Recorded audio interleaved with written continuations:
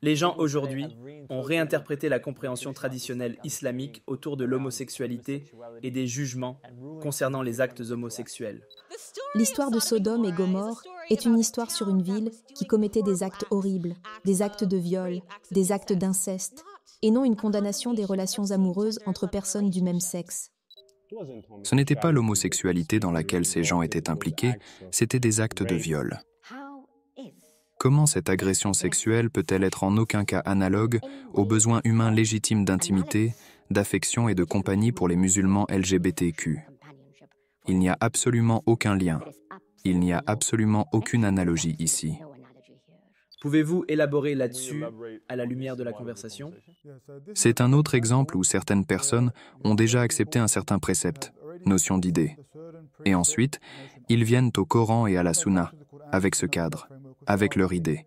Et ils essaient de placer leur idée dans le Coran, plutôt que de prendre le Coran pour ce qu'il est réellement.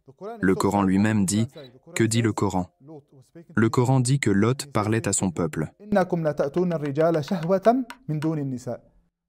Et il dit à son peuple, certes, vous allez vers les hommes par luxure plutôt que d'aller vers les femmes.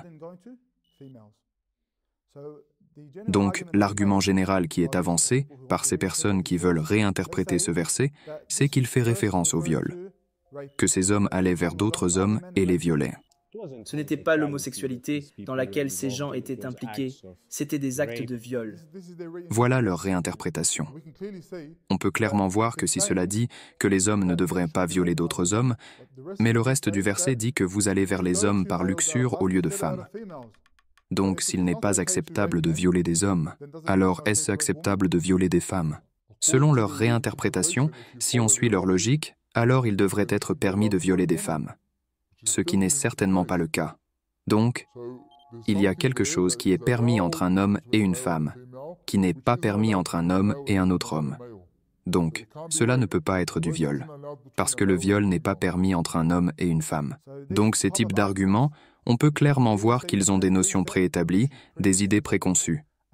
Et je tiens à souligner que ce dont nous parlons ici, quand on critique ou quand le verset critique les hommes allant vers un autre homme, ce que nous critiquons n'est pas votre orientation sexuelle.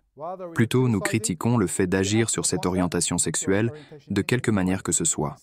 L'islam, le Coran, notre tradition, sans aucune différence d'opinion, sont d'accord pour dire que l'acte d'agir sur votre orientation sexuelle, l'acte réel d'aller vers un autre homme par luxure, est interdit sans aucun désaccord.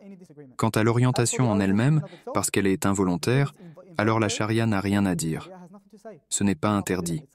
C'est quelque chose qui échappe à votre contrôle. Et vous, en tant que personne, devez contrôler cette inclination.